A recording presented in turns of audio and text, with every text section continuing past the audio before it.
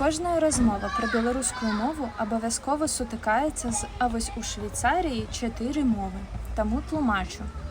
Швейцарія – канфедэрацыя з 26 кантонаў. Гэта такія адміністратыўныя адзінкі, як у нас в вобласці, але з уласнай канстытуцыяй, парламентам, судом, паліцыяй. І кожны з іх сам вызначае сваю афіцыйную мову альбо мовы. Французская, нямецкая, італьянская і ратараманская. Усе гэтыя мовы прывязаныя да тэрыторый, і людзі жывуць у сваёй моўнай прасторы.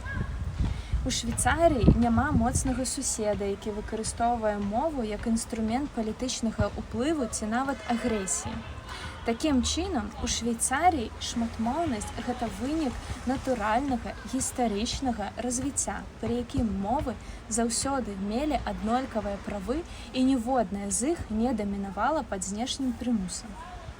І вяртаючыся да Беларусі, праблема не ў колькасці моваў, а ў тым, што беларуская не роўная, не абароненая і не працуе на кожным узроўні.